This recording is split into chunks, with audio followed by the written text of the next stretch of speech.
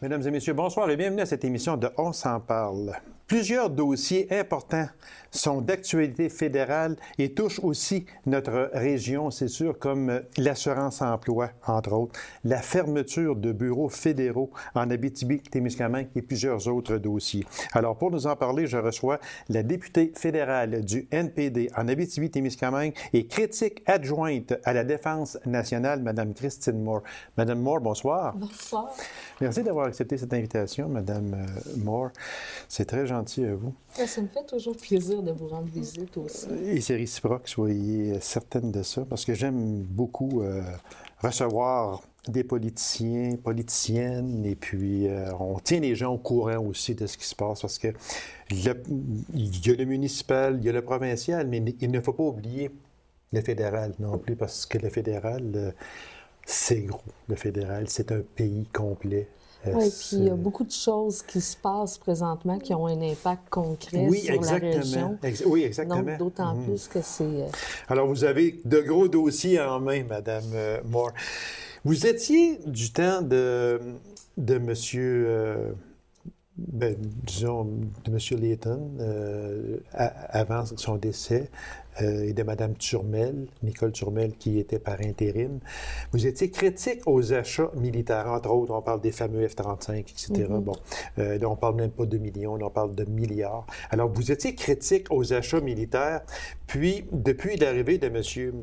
Mulcair à la tête du NPD, on vous retrouve critique adjointe à la Défense nationale. Achat militaire, défense nationale, on voit que c'est dans le même pattern, excusez l'expression, mais c'est un peu dans le même pattern. C'est quoi la différence entre les deux?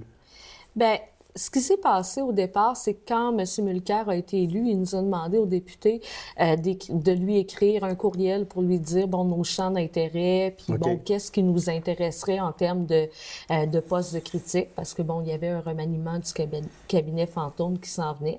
Puis moi, je lui ai écrit, je lui ai dit, ben j'aime mon rôle comme critique au niveau des achats militaires, mais la défense nationale m'intéresse au complet, puis j'aimerais ça, si c'est possible, sortir un petit peu du cadre. C'est vous qui l'avez demandé?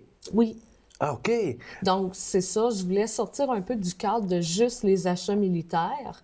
Donc, au départ, il n'y avait pas de poste de porte-parole adjointe à la Défense nationale. Donc, M. Mulcair l'a créé pour que je puisse, si on peut dire, sortir du cadre de juste les achats militaires. Donc, mais dans les faits, on est les trois mêmes personnes qui étaient là au départ quand M. Jack Layton a été élu chef de l'opposition officielle. Il y avait M. Harris qui était porte-parole au niveau de la Défense nationale, moi qui étais porte-parole au niveau des achats militaires, puis M. Kelway qui était porte-parole adjoint au niveau des achats militaires. Là, on a changé nos chaises de nom, mais dans les faits, on est les trois mêmes, on est la même équipe qui travaille, si on peut dire, dans le vaste domaine de la Défense nationale. Lequel que vous aimez le plus? Mais là, ce qui m'a surpris un peu, c'est que c'est vous qui l'avez demandé. Parce que, et je m'explique en disant ça, parce que on vous voyait aller dans le dossier comme critique aux achats militaires. Il y a quelqu'un qui siège à Ottawa, au Parlement. Je ne peux pas dire le nom, c'est sûr, sauf que cette personne-là m'a dit que vous ne connaissiez pas vos dossiers des achats militaires, mais vous les maîtrisiez à la perfection. Et ça, c'est tout un honneur, ça, là. Puis venant de cette personne-là, là, que vous maîtrisiez si bien ce dossier-là. C'est pour ça, moi, puis quand on regarde l'achat des F-35 et tout ça, là, ça représente des milliards et des milliards. Vous connaissiez, et vous connaissez encore aujourd'hui, ce dossier-là par cœur. C'est pour ça que j'ai été surpris, moi. J'ai dit, pourquoi que M.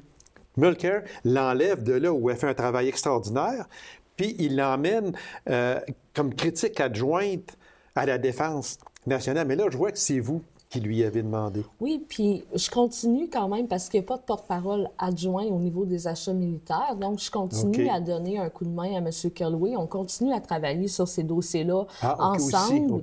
On rencontre, par exemple, des gens de l'industrie. On a ensemble. Donc, on continue à faire un suivi conjoint sur le dossier. Mais je lui laisse, si on peut dire, un peu plus le champ libre, parce que je voulais me concentrer sur d'autres choses, parce que, je suis aussi beaucoup impliquée avec l'OTAN, fait que c'est un peu pour ça que je voulais être capable de pas juste être confinée aux achats militaires, mais vraiment aller dans toute la stratégie de défense, l'avenir des Forces armées canadiennes. Donc, je voulais un peu sortir de ce cadre-là. Fait que vous êtes porte-parole pour le NPD, un peu de tout ce qui touche à l'armée, autrement dit. Est-ce qu'on peut dire ça comme ça? Oui, je suis porte-parole adjointe pour ce qui touche un peu à tout ce qui touche à la défense nationale, les achats, mais aussi d'autres choses. Donc, c'est un peu ça. Dans la défense nationale, c'est quoi exactement? Est-ce que c'est juste militaire quand on parle de défense nationale? Est-ce que c'est juste des militaires? C'est quelle sorte de grosses dépenses? Comme quand on parlait d'achat militaire, ça, achat militaire, on le savait. C'est tout ce qui concerne les avions, les bateaux, en tout cas, peu importe. Là, on parle de milliards. C'est quoi les principales dépenses à la défense nationale? Les dépenses, ils sont en termes du personnel, en termes de formation, au niveau des infrastructures, mais toutes ces dépenses-là sont reliées au travers d'une stratégie. Dans le fond, si on décide au pays qu'on veut s'orienter davantage vers les missions de paix, tous les achats, toute la formation des militaires va, si on peut dire, être influencée par les décisions politiques qui sont prises au niveau de la stratégie. OK. Donc, si on décide qu'on s'oriente vers les missions de paix, l'équipement qu'on va acheter, la formation qu'on va donner à nos militaires va être en conséquence de ça. Et il y a aussi tout le principe actuellement du concept de défense intelligente, où est-ce qu'il y a une collaboration entre les pays, parce que, tous les pays en viennent à la conclusion que c'est plus soutenable financièrement d'avoir une armée complète juste à toi. Donc, il va falloir qu'il y ait des collaborations entre les différents pays pour qu'ils disent, moi, je vais me spécialiser là-dedans. Si j'ai besoin de ci, tu vas venir m'aider. Moi, si tu as besoin de ça, je vais venir t'aider. Donc, toute cette collaboration-là fait qu'il faut que la stratégie de défense puis l'idéologie en arrière soit vraiment complète pour que les décisions qui soient prises par le gouvernement soient intelligentes et stratégiques dans une... Fait que ce sont de gros dossiers également. Oui, effectivement, c'est des gros dossiers. C'est des gros dossiers. Je vais vous lire une citation, puis je vais vous demander de la commenter. C'est une citation qui vient j'ai trouvé ça vraiment bon, de Tim Harper du Toronto Star, qui dit que il souligne votre excellent travail en chambre dans le cabinet fantôme avec votre confrère Matthew Calloway, qu'on a parlé tantôt. Il dit même que vous avez pris en main le lourd dossier, on parlait à ce moment-là d'achat militaire, OK? Que vous avez pris en chambre le lourd dossier comme une boîte de chocolat. J'ai trouvé ça vraiment bon. Il a souligné l'aisance que vous aviez avec ces responsabilités-là. Venant d'un journaliste comme Tim Harper du Toronto Star, c'est flatteur. C'est sûr que c'est flatteur. Moi, quand cet article-là est sorti, en plus, j'étais pas au pays, j'étais en Estonie avec, pour un déplacement concernant l'OTAN. Donc, c'est sûr que ça surprend quand on a des belles nouvelles comme ça, mais on les prend. Puis je pense que depuis le début du Parlement, moi puis M. Calloway, on a travaillé d'une manière vraiment proche. Puis on adore travailler ensemble. Puis je pense que même on se complète bien. Fait que c'est d'autant plus agréable. Là, ça. Je pense que M. Layton, sans le vouloir, a réussi à créer une équipe gagnante qui continue, je pense, à bien performer puis à montrer à quel point cet achat-là tourne pas rond. Depuis l'arrivée en poste de M. Mulcair à la tête du NPD, vous avez siégé. On sait que M. Layton est décédé pas tellement longtemps après qu'il a été élu comme chef de l'opposition officielle. Mme Turmel, qui l'a remplacé par intérim, et puis M. Mulcair. Qu'est-ce que vous voyez? Est-ce que c'est tellement différent avec M. Mulcair qu'avec M. Layton ou qu'avec Mme Turmel, ou bien non, si c'est un peu tout du pareil au même, ça, parce que chacun a sa manière probablement de diriger le parti. Pour vous, est-ce que vous y voyez Il n'y a une pas différence? de différence notable, je dirais, parce que, tu sais, le NPD, c'est quand même une famille assez unie et je pense qu'il y a une mentalité à l'intérieur du parti qui fait que, peu importe le chef, cette mentalité-là, cette façon d'interagir un avec les autres reste la même. Je pense que on est un parti assez ouvert où est-ce que, bon, tu peux dire que tu n'es pas d'accord sans qu'il y ait de problème, mais OK. au final, il y a une Sans décision. qu'on sorte sur les tribunes puis qu'on le dise à tout le monde, c'est mieux de vous Ben, régler c'est à ça. l'interne. Au final, il y a une décision qui se prend, puis les gens la respectent aussi parce que on comprend qu'on peut pas être complètement désorganisé, puis il faut être capable de trancher entre nous, là. Donc ça, je pense que peu importe le chef, cet esprit-là au sein de la famille du NPD va toujours rester. On sait que le Parti libéral n'a pas de chef. On s'en va vers un congrès à la chefferie du Parti libéral. On sait que le Parti libéral a fait élire 30, autour de 30, entre 30 et 35 députés. Ça ne s'était jamais vu auparavant. C'est donc dire qu'à ce moment-là, le Parti libéral est en reconstruction totale. Justin Trudeau a décidé de se porter candidat à la chefferie du Parti libéral. Au moment où l'on se parle, le NPD est dans la faveur populaire de l'ensemble des Canadiens, pas seulement qu'au Québec, dans l'ensemble des Canadiens. Est-ce que la venue de possible de M. Trudeau comme chef de parti pourrait donner un élan au Parti libéral assez pour que vous ne seriez plus comme l'opposition officielle? Est-ce que vous pouvez le voir de même? Je crois pas. Non? Je crois pas. Je pense qu'on a montré qu'on était capable de tenir tête, que nos idées étaient clairement définies aussi. Quand les gens votent pour le NPD, choisissent pour le NPD, ils savent où est-ce qu'ils s'en vont. Ce que j'ai vu, des gouvernements libéraux précédents, c'est que des fois, on dirait qu'ils flashent à gauche, mais ils tournent à droite. Donc, je crois pas que peu importe le chef qui serait élu à la tête du Parti libéral, ça va freiner notre élan, ça va avoir un impact négatif sur nous. Je pense qu'on a montré qu'on était vraiment une opposition solide, qu'on était capable de tenir tête à Stephen Harper. Puis on a montré aussi qu'on n'est pas là pour être dans l'opposition, mais vraiment, notre objectif, c'est de prendre le gouvernement en 2015 puis d'arrêter Stephen Harper. Et je pense qu'on se donne même pas, si on peut dire, la peine de regarder en arrière. Ce que vraiment on veut faire, c'est aller de l'avant. Puis notre objectif, c'est vraiment de déloger Stephen Harper, puis je pense qu'on va l'atteindre. Je lisais dernièrement, il ne faut pas s'en cacher, puis je suis à peu près certain que vous allez être d'accord avec moi, si on se reporte au mois de mai 2011, il y a plusieurs députés du NPD qui ont été élus puis qui ne savaient même pas qu'ils étaient élus. Il ne faut pas s'en cacher, c'est vrai. Entre autres, Mme Brosseau, on peut en nommer plusieurs. Il y en a même qui ont dit « je suis député ».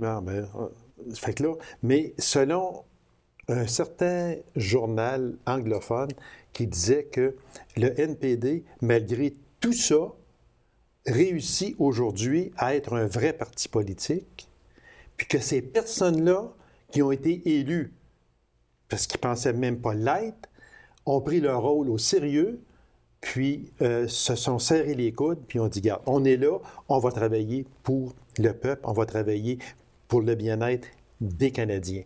C'est ce qui est ressorti d'un journal anglophone il y a environ 3 semaines passées. Êtes-vous d'accord avec ça?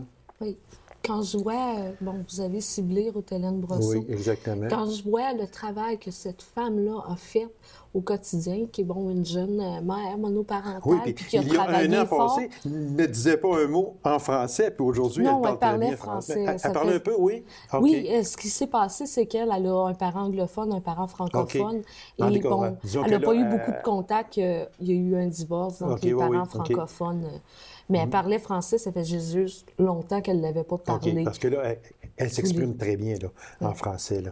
Mais le travail que cette femme-là a fait au quotidien pour vraiment approfondir ses dossiers, elle a travaillé vraiment fort. Puis même, je pense, M. Mulcair l'a reconnu. C'est pour ça qu'il l'a nommée porte-parole adjointe en matière d'agriculture. Oui. Puis elle a fait le travail de terrain. Elle est venue ici pour rencontrer les agriculteurs au Témiscamingue pendant la sécheresse. Elle fait vraiment le travail, puis elle livre la marchandise. Mais je pense que c'est un peu comme tous nos députés qui espéraient pas être élus et qui ont été élus, ont été tellement reconnaissants envers la population de leur laisser cette chance-là, de faire, tu sais, je croyais pas avoir de chance, je croyais que vous alliez faire comme d'habitude, puis bon, y aller avec d'autres façons de voter, mais là, vous m'avez laissé ma chance, puis je veux vous prouver que vous n'avez pas fait erreur, que je suis pas là pour ma personne, que je me suis pas portée candidat à l'élection pour moi-même, mais vraiment pour des idées. Et je croyais peut-être pas avoir la chance de défendre ces idées-là, mais maintenant que vous m'avez donné la chance, je vais le faire. C'est ce qui se passe actuellement. Les fameux registre d'armes d'épaule qui fait couler beaucoup d'encre et puis que M. Harper, dans sa campagne électorale, avait promis, garde, on va l'abolir actuellement. Le dossier est rendu où, Mme Moore, au point de vue du fédéral? Il est encore existant? Bien, dans le fond, le jugement de la Cour du Québec a fait qu'il ne pouvait pas détruire les données. Exactement, OK. Donc, le gouvernement fédéral a malheureusement décidé de porter la cause en appel. Donc, tant que c'est encore devant les tribunaux, ils ne peuvent pas toucher aux données du Québec, parce que c'est vraiment juste le gouvernement québécois. Du Québec, donc, ils pourraient détruire les données des autres provinces, mais pas celles du Québec, jusqu'à temps que ça soit fini. Votre position sur ça, vous? Bien, moi, j'ai toujours trouvé que c'était... il y a des points pour, il y a des points contre. C'est pas un débat où est-ce que la position à prendre est vraiment clairement définie. Mais pour ma part, je trouvais qu'il y avait toujours plus de points pour que de points contre, et je voulais le maintenir. Ce que je disais aussi, c'est que ce registre-là, il y avait moyen de le rendre efficient et utile pour vraiment prévenir. Donc, si on aurait vraiment voulu l'utiliser pour le rendre plus efficient, on aurait peut-être pu prévenir des crimes. Mais à l'heure actuelle, il y a tellement eu de cafouillage que, bon, le régime était peut-être plus ou moins fonctionnel. On ne sait même plus où est-ce qu'on est rendu seulement avec ça. Au moment où l'on se parle, là, on ne sait même plus. Si je vais à la chasse demain, moi, est-ce que ça me prend ma carte? Est-ce que ça me prend l'enregistrement de ma carabine, etc.? Bien, à l'heure actuelle, tant que les jugements sont encore en cours, c'est bon, on recommande de continuer à amener les certificats, les cartes, de continuer à les amener tant que c'est pas fini. Donc, c'est ça. Parce qu'il nous coûte quand même au-dessus de 2 milliards aujourd'hui. Il était supposé coûter 2 millions. Oui. Fait que... Mais, tu sais, comme je dis, je pense qu'il y avait moyen de le rendre plus efficient. Si on parle du massacre qu'il y a eu aux États-Unis, le jeune homme a acheté 6 000 munitions dans les temps qui ont précédé son attaque. Donc, si on a un registre des armes à feu qui enregistre aussi, bon, le nombre de munitions, bien, il va peut-être avoir une alarme qui va s'allumer en avant d'un ordinateur en quelque part, puis qui vont dire, c'est pas normal d'acheter 6 000 munitions. Il n'y a aucun chasseur qui achète ça. Donc, peut-être qu'il y aurait des gens qui seraient intervenus. Donc, il y a des moyens de le rendre utile, mais il y a des moyens aussi de faire que ça ne sera pas un crime si quelqu'un oublie d'emmener son certificat d'enregistrement avec lui, parce que de toute façon, l'arme est enregistrée, c'est écrit qu'il est avec son nom. Fait que je pense qu'il y a une logique derrière ce registre-là qu'il aurait fallu vraiment, bon, qu'il aurait fallu aller travailler derrière, mais bon, les conservateurs ont décidé de le détruire, ce que je trouve dommage. Fameuse réforme de l'assurance-emploi. On en est rendu où? Puis c'est quoi les grands changements, Mme Moore, dans ça? Parce qu'il y en a beaucoup de changements qui vont vraiment faire mal aux travailleurs saisonniers, surtout. Bien, là, dernièrement, on a vécu une victoire. Vendredi passé, la ministre a dit qu'elle reculait sur son programme. Bon, pour faire les modifications à l'assurance-emploi. On ne sait pas qu'est-ce qu'elle va reproposer, mais elle a dit qu'elle reculait. Donc, on n'est pas encore tout à fait fixé. On a fait notre travail et, bon, la ministre a reculé. En gros, ce qu'on veut faire, c'est d'obliger les gens à prendre un travail. Peu importe lequel, peu à importe l'intérieur lequel. de temps, de kilomètres, qui est 50, je me mémoire Non, fidèle, c'est 100 km. 100 km, OK. Mais il y a des OK. petits détails qu'on ne sait pas. On ne sait pas si c'est 100 km à vol d'oiseau ou 100 km par voie routière. On ne sait pas. Bon, on sait que ça peut être jusqu'à 30 du salaire plus bas, mais il y a toujours la question de compétences. Il y a plein de petits détails à l'heure actuelle qu'on ne sait pas, qui n'ont pas l'air d'avoir été réfléchis. Et là, la ministre a accepté de reculer au niveau... parce que, bon, elle, ce qu'elle disait, c'est qu'on va payer... On va se faire couper 50 du salaire qu'on gagne à partir du premier dollar gagné. Tandis qu'avant, on pouvait gagner jusqu'à 75 ou 40 OK. du montant de nos prestations avant de se faire couper. OK. Mais là, en coupant à partir du premier dollar, ça désavantageait les gens qui ne travaillaient pas beaucoup d'heures à temps exactement. partiel. C'est ça. Puis on avait beau lui faire des calculs, essayer de lui faire comprendre, puis elle s'entêtait à dire que non, les gens allaient gagner plus d'argent. Et finalement, bon, vendredi passé, elle a décidé de reculer. Fait qu'on va attendre les développements, on va attendre de voir si elle arrive avec une solution beaucoup plus logique. On va suivre ça de très près, Mme Moore, parce que c'est un dossier qui fait très touche peur nous ici. autres chez nous, ici en Abitibi-Témiscamingue, puis qui va toucher aussi dans le bout de l'Estrie, où il y a plusieurs travailleurs saisonniers. Ça va être aussi là. beaucoup en Puis en Gaspésie que les gens Gaspésie sont aussi, très inquiets. également. Oui, oui, Mais c'est exactement. les régions rurales éloignées, souvent, qui ont plus de travailleurs C'est ça. saisonniers. Fait que c'est nous autres qui écopent. C'est ça, Au exactement. final. Fermeture du centre de recrutement de l'armée à Rouyn-Noranda. Est-ce que vous étiez au courant de ça? Oui, j'étais au courant. On ne savait pas trop ce qui se passait parce que, bon, il y avait juste une personne qui était déployée là. Donc, le centre était pratiquement jamais ouvert. Il était en déplacement. Donc, ce qui m'a fâchée dans tout ça, c'est qu'on a fait un peu on s'est arrangé pour qu'il soit jamais ouvert, pour dire qu'il n'y avait pas d'achalandage, mais les gens se demandaient ce qui se passait. Qui s'était arrangé? Le gouvernement qui s'était arrangé pour... Bien, je peux pas te définir exactement. Ce que je peux vous dire au final, c'est que moi, mon bureau à Rouyn-Noranda est à côté, si on peut dire, du centre de recrutement. OK. Puis, il était fermé peut-être 4 jours sur 5, même. Donc, il ne servait pas, ou à peu près pas. Bien, c'est pas qu'il ne servait pas, c'est que la personne qui travaillait là était envoyée ailleurs, lui demandait d'aller à Montréal, fait que le centre n'était pas ouvert. Fait que les gens venaient à mon bureau, ils me demandaient les renseignements à moi. Fait que quand on a pris les statistiques pour déclarer, bon, on va fermer des centres de recrutement, ces statistiques-là sont pas fiables. OK. Et en plus, ce que j'ai vu, c'est qu'on ferme le centre de recrutement à Rouen, mais on ferme aussi celui-là de North Bay. Fait qu'on est vraiment, au niveau militaire, en train de complètement déconnecter. On est après tout fermé ici, là. Puis North Bay, mais c'est quand même pas excessivement loin de chez nous. Fait qu'on est après tout fermé, là. Oui, bien, c'est ça qui est inquiétant. Puis, dernièrement, je suis allée à une cérémonie de changement de commandement entre le lieutenant général Deschamps, qui est le commandant des forces aériennes, et le lieutenant général Blondin. Et M. Blondin, il disait, moi, je suis rentré dans l'armée complètement par hasard.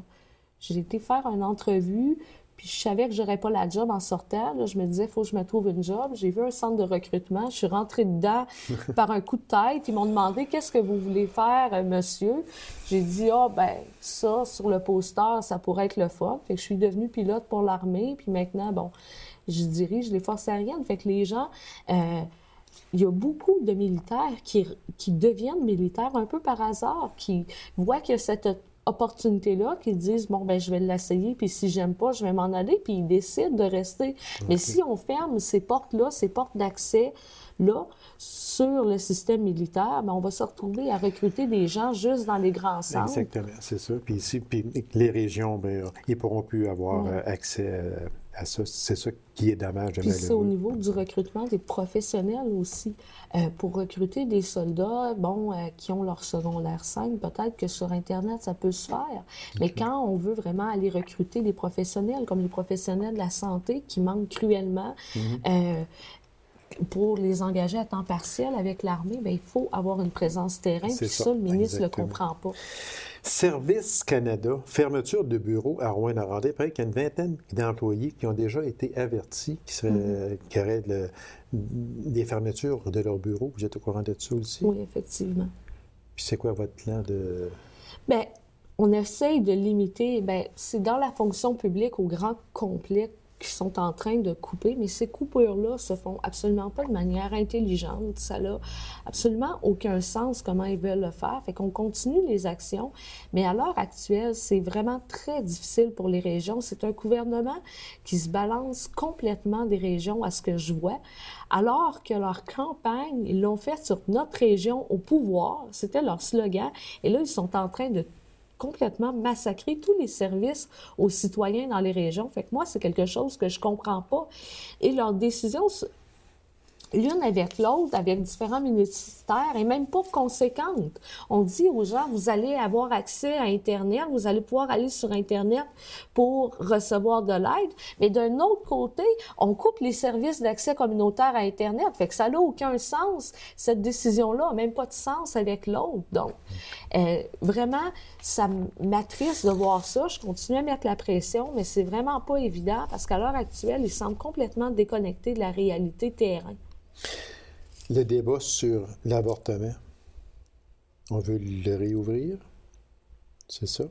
Bien, ce que les conservateurs ont tenté de faire, oui, c'est ça qu'ils ont tenté de faire. Puis le NPD qui a rejeté à l'unanimité la motion conservatrice. Exactement. Puis on demande même la démission de la ministre Rona Armstrong, qui est ministre de la Condition féminine et qui a voté en faveur d'une motion qui vise à rouvrir le débat sur l'avortement. Donc, pour moi, ça n'a absolument aucun sens. Tu ne peux pas être ministre de la Condition féminine et voter en faveur d'une motion comme ça. Je veux bien croire que les députés votent en fonction aussi de leur personne, sauf que il y a vraiment un illogique là-dedans. Là. Si c'est le genre de position auquel tu crois, bien, je pense qu'il serait temps que tu dises « je veux plus être ministre de la Condition féminine, je suis pas la bonne personne pour ça. » Donc, c'est pour ça qu'on demande sa démission. Ouais. Juste une question de même, Mme Moore. L'immunité absolue pour l'ex-lieutenant-gouverneur, Mme Lise Thibault, même si c'est au Québec, mais ça se reflète aussi sur le lieutenant-gouverneur du Canada. Le gouverneur général. C'est ça, le gouverneur général, excusez-moi. L'immunité absolue, ça veut dire que cette personne-là peut faire ce qu'elle veut? Bien, je pense que, c'est vraiment l'argument juridique qui est mis de l'avant par les avocats de la lieutenant-gouverneur. Pour ma part, je crois que chaque personne... Non, parce que je crois que chaque personne doit rendre des comptes si jamais il franchit la ligne. D'un autre côté, je suis pas avocate de formation, donc il y a des choses juridiques que peut-être que je comprends pas. Mais pour ma part, je crois pas que quelqu'un devrait avoir l'immunité dans le sens que il est redevable à la population. Ah oui, il faut qu'il y ait des conséquences en quelque part sur les gestes qu'ils ont posés.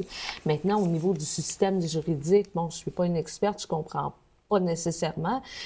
Au pire, si les conséquences doivent venir directement de la reine, elle les donnera. Oui.